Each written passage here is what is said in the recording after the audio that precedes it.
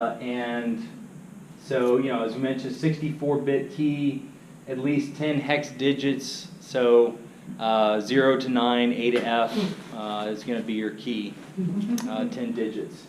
So we don't want to use web. So let's go back to the wireless security settings. Look at the other ones. Okay, what about WPA personal?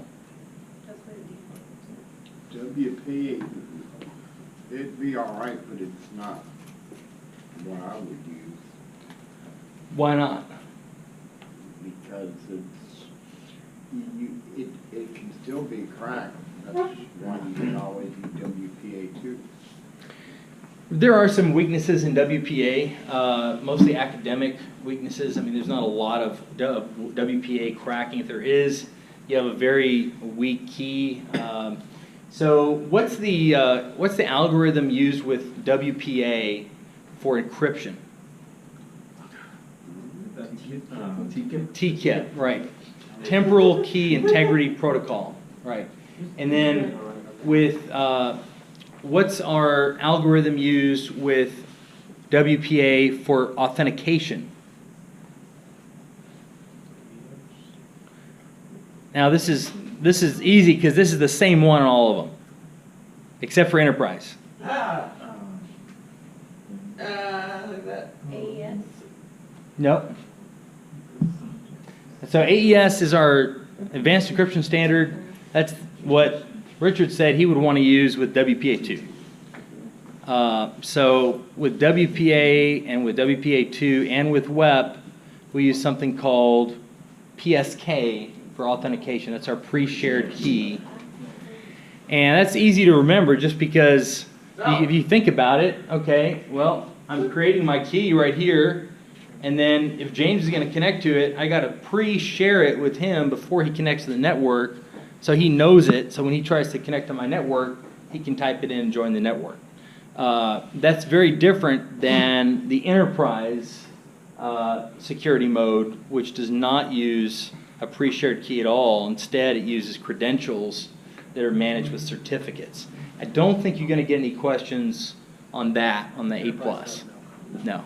So, no. Security plus only. Security, yeah. Yeah. So, but so don't worry about the enterprise mode. Just keep in mind that you use pre-shared key with all of them, and then which one for encryption on WPA? Raul said TKIP, and then for WPA2, AES. Good, advanced encryption standard. AES is our current cryptographic standard that we use, military, DoD compliant encryption. And we don't need to get into CCMP. Okay, so yeah, we don't need to talk about group key update intervals. We can get rid of that. Nope. That's way too advanced for that. Okay. So remember, this was all 2.4 right here. So this router and almost every router today has the capability of setting up two SSIDs. Your 2.4, 2.15, yeah. and your 5. Yeah. And let's just do something that Mike, put in a 10-digit number there that we're all going to remember, because I'm going to have some people connect to the network. Just 1, 2, 3, 4, 5, 6, 7, 8, 9, 0.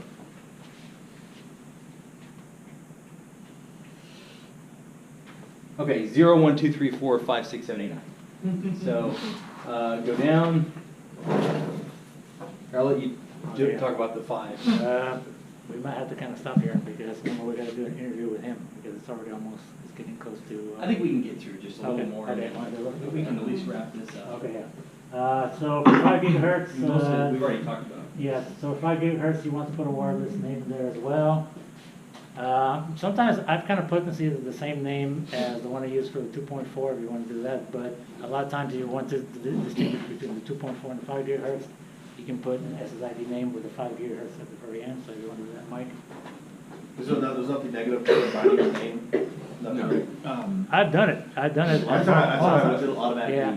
You don't automatically know why the I switch. switch. I just But, didn't find the name last week. Yeah, But the problem is though, is that if you want people to specifically hook up to your 5 gigahertz, you know, to your system, you have to put 5 gigahertz to know I'm on the 5 gigahertz Gotcha. network. Because Yeah. if you name them both Just the same at home, though. SSID, I'm not gonna know, am I on the 5 gigahertz? I have to look at my settings on my phone, I have to look at all that, so you can specifically put, that's gonna cause a problem. That's why I was like, Because like, if you have Yeah. them both the same, and like, Yeah. let's say you're in the same room as your access point, yeah, and your machine is automatically connected to your 2.4, yeah. you're not gonna be getting the speeds that you should. I can't tell, yeah, so a lot of times that's a disadvantage too, because the 5 gigahertz number bandwidth, frequency is way faster when it comes to bandwidth wise. But, you know, like I said, it's up to you. I've done it at home where sometimes just to make it easy on me, so I know that my phone is kind of smart, it'll know to go to the 5 gigahertz, it'll know to go when I'm closer, it'll know when I'm further away to go to the 2.4. But a lot of times I go, man, I wish I could kind of know which network I'm on exactly. I'm like, I want to know how fast am I getting. But since I only have 200 megabits per second of spectrum, I'm not too worried about, like, I don't have gigabits Ethernet, like gigabit speeds like Naomi over there. Yeah, it's like, It's you 104 know, if you guys want that. exactly. So I'm not too worried about, you know. But if I had gigabit internet at home, then I definitely want to know I want to be on the 5 gigahertz bandwidth. Yeah. Okay. So can you scroll down a little bit again? So scroll down. What I told Mike to Oh, Mike, oh, do sorry. in terms of time Oh, yeah. was just to go ahead and save Yeah. changes on the Okay. 2.4. Go ahead. Yeah, And to turn off the radio on the 5. Okay. And then I'm gonna go back on this. Okay. And I'm gonna connect to the network on Okay. both, just so we can kind of see the different IP addresses. Okay. But I think you pretty much covered, I mean, Yeah. it's just all the same stuff. It's all the same We just stuff, Didn't talk but, about AC. yeah, but then tomorrow I'm gonna get, like, with some other more people, Yeah, and we'll get same. on there, but I wanna get the other one working, I don't know where that links is, it's not. Okay, it's so not you going, saved so- it? Yeah, Okay, Now, save it. we didn't really have time to check on our network settings to make sure that was all correct. so we don't know. But, Yeah, but I'm gonna see on here, I'm gonna see if it pops up. Okay. so, I wanna go back here, so I'm gonna look on my Wi-Fi list now, I can see that link. and remember, I'm connected to Ethernet, Web for oldies. but we do see the web for oldies down over Yeah, here. it's coming up, yeah, I can see it on here too. And so I'm gonna connect to that, and I'll hit show password 0123456789. Now, one important thing here is that if I did an IP config right now, either from terminal or from command in Windows, or I did network utility, I might still see the same address, because service order is very important. If your service order is set incorrectly, then it's going to be using the primary interface and ignoring the second one unless the primary one's not working. So what I mean by that, this is particularly relevant for Mac OS, but if I look at my service order down here, Ethernet's on top. And so if I want my Wi-Fi, I can disable my Ethernet, but if I want that Wi-Fi to be the one that it's using, I'm going to have that be the top service order right there. Sounds about Mac. So we can see that on this particular network, you know, Ethernet is active and had the IP address that we came up with before. We can see where the router is on that, right over here. And if we look at the Wi-Fi network, and we look here, we can see that we're assigned the address 0.119, and we're in a completely different subnet. So even though this machine is connected to both, if I open up the terminal and I go ahead and, like, right now I can see that I'm at 0.119, and that's my main service on my service order. It's not yet, I just need to apply. And I try to ping my IP address that's actually connected to my same machine. Why are you connected right now? To, what, for oldies? Yeah, he's hooked up. That's working because those networks are bridged locally across this computer's network interface. But if I was to try to ping one of these networks from another computer, like for example, can someone quickly connect on their device to the web for oldies? My IP address, Ethernet is 10.5.28.176. 105.28.176. And you try to ping this, even though we're, It's alive. yeah, but even though we're connected to the same backbone, you should not be able to ping these successfully because we have a new subnet created by the D-Link router. Did anyone do that? Virginia? No, sir. Wait. Man, you got passcode for OE. 0, 1, 2, 3, 4, 5, 6, 7, 8, 9. Do you know your MAC address? I can pull it up, but we'll do that. I will. It's supposed to be your MAC address. It's gotta be. I'm the only one I'm on getting there. replies.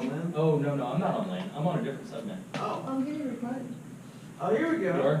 To that 176 here. From the, and you're connected to Web for Oldies? Oh, no. Oh, that's good. Yeah, okay, hold on. Hold on, let me get out of I'm here. trying it right now.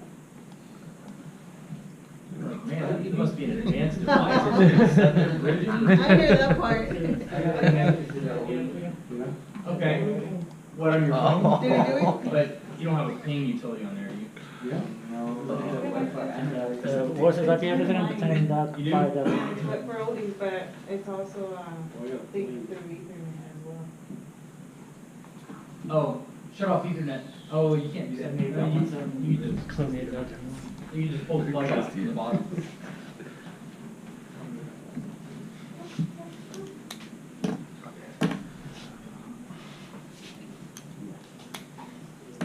I have Black Hat Hacker now. I am ultimate script key. The Linux 15212 is the black one, right? I did a quick. I cannot. Yeah. I'm not sure which. Linux is still markup 1. No, that's markup. Yeah. Still reply. You got a reply? Oh, yeah, actually, yeah, I got a reply to it. This thing's bridging subnets? Yeah, Wow. yeah, I'm actually hooked up That's to. impressive. That one I'm actually seeing you. Wow, we've got some more uses for that device. That, you know how much those routers cost? What the? They cost $8.99. $8.99. Why? $8.99. For that AC 750 router? Yeah. I bought about 4 of them on, they had a daily deal or something. Oh. It starts with. Yeah. Zero or No, it's 0-1. No, that's really impressive. So you shouldn't be able to do it. What we're getting at is you shouldn't be able to get a reply. That thing's bridging subnets. So that's an advanced feature that generally has to be set up and configured, and that's very unusual. But anyway, that's it for today, guys. Ryan will talk to you for a couple minutes. And thank you. Is this yours, sir? Welcome to 2019, man. Yeah. $8 routers. Yeah, that's. Welcome to the new age of technology. We're not going to do that right now. We have to meet with them. So we're going